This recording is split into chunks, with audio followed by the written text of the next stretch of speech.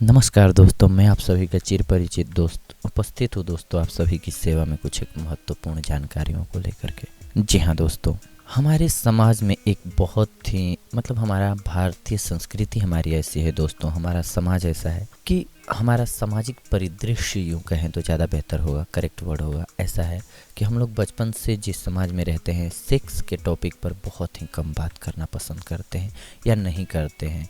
इस वजह से होता क्या है कि हमारी सेक्स की जो समझने की क्षमता होती है या समझ होती है वो कम रह जाती है कई दफ़ा।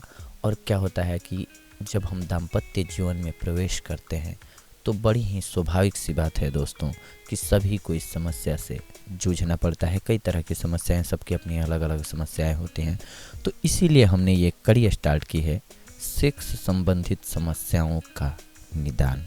जी हाँ दोस्तों, जिसके तहत हम आप सभी की समस्याओं को सुनते हैं या फिर पढ़ते हैं, जो आप मेल करते हैं, फिर उसका निदान बताने की कोशिश करते हैं। आइए आज हमारे ऐसे ही एक श्रोता हैं जिन्होंने हमें मेल किया है, इनके मेल को पढ़ते हैं। क्या कहना है इनका? ये कहना चाहते हैं, मैं गर्भवती होना चाहती हूँ। क्या आप बताएंगी कि ऐसा कौन सा सबसे अधिक उर्वर समय है जब मैं गर्भधारण कर सकती हूँ? मासिक धर्म से कितने दिन पहले और कितने दिन बाद यह समय होता है, और क्या किन्हीं अन्य दिनों में भी गर्भ ठहर सकता है? जी हाँ, एक बार और ध्यान से पढ़ते हैं क्वेश्चन को। इनका कहना है, मैं गर्भवती होना चाहती हूँ। क्या आप बताएंगे कि ऐसा कौन सा सबसे अधिक उर्वर समय है जब मैं गर्भधारण कर सकती हूँ? मासिक धर्म से कितने दिन पहले और कितने दिन बाद यह समय होता है, और क्या किन्हीं अन्य दिनों में भी गर्भ ठहर सकता है? प्रिय श्रोता, स्त्री केवल उन्हीं दिनों में गर्भवती हो सकती है जब उसकी डिंब ग्रंथि से डिंब निकलता है। इस दौरान यदि वह सहवास करती है तो वीर्य में उपस्थित करोड़ों में से कोई एक शुक्राणु डिंब में छेद करके इसके अंदर प्रविष्ट हो जाता है। इसे डिंब का निषेचित होना या गर्भ ठहरना कहा जाता है। जिस दिन स्त्री को मासिक धर्म निकलना आरंभ होता है उसे मासिक चक्र का पहला दिन माना जाता है। इसे पहले दिन से गणना करने पर 11वें से लेकर 21वें दिन तक डिंब यानी कि डिंब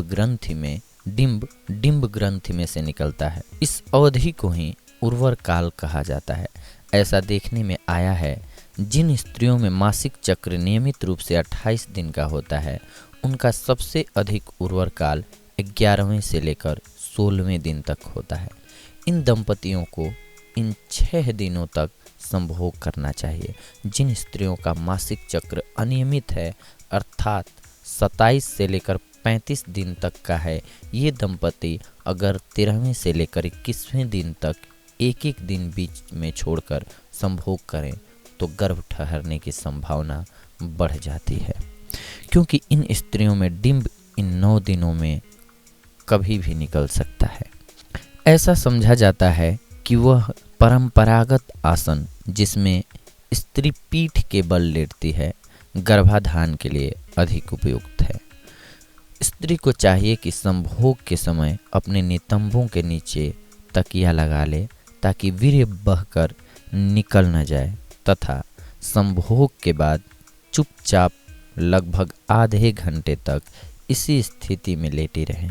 प्राकृतिक अवस्था में गर्भाशय पेंडु की और मूत्राशय के ऊपर को थोड़ा सा झुका होता है, परंतु कभी कभी यह पीछे की ओर झुक जाता है।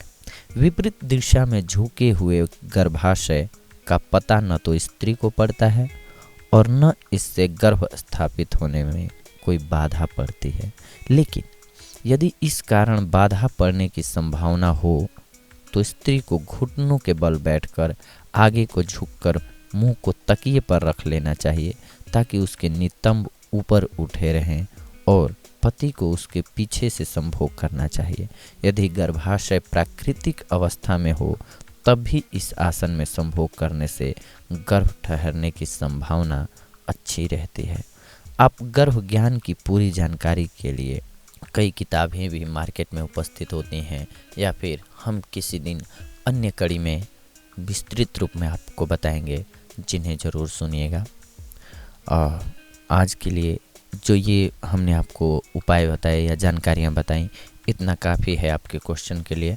तो देखा दोस्तों आपने कि हमारी एक श्रोता का किस प्रकार से एक समस्या थी, जिसका निदान हमने बताया।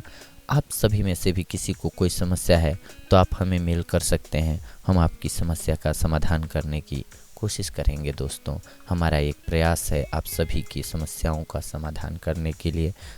आप सब ज़रूर बताएं कैसा लगा आप सभी को ये हमारा अंक। हम आप सभी से अगले अंक में मिलेंगे, तब तक के लिए धन्यवाद, नमस्कार।